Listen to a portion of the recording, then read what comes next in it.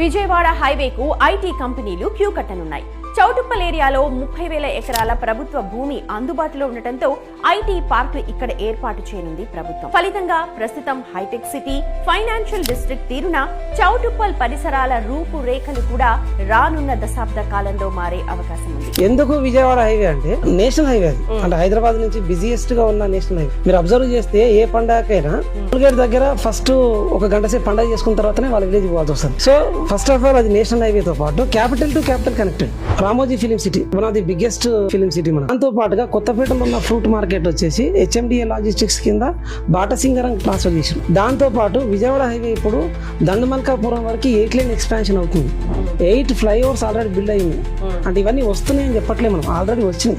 Dandumalkapuram industrial area, green industrial park, MSME అంటే medium and small scale industries ఏసియాలోనే biggest. ఇండియాలో first time అక్కడ మనకు ఆల్మోస్ట్ 48,000 ఎంప్లాయ్మెంట్ కు ప్లాన్ చేశారు. 2019 లో స్టార్ట్ అయింది. ఆల్మోస్ట్ 120 కంపెనీస్ స్టార్ట్ అయినాయి మ్యానుఫ్యాక్చరింగ్ అండ్ సప్లై.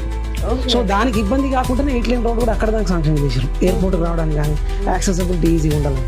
ఆంధ్రాకి ఎట్లయితే సీ పోర్ట్ ఇచ్చారో తెలంగాణకు డ్రై పోర్ట్ ఇస్తాం మనం. అదానీ గ్రూప్ వాళ్ళు 1100 ఎకర్స్ తీసుకుంటున్నాం. Hub of regional ring road ఏదైనా ఉంది అంటే అది చౌటుప్పల్ అవుతుంది.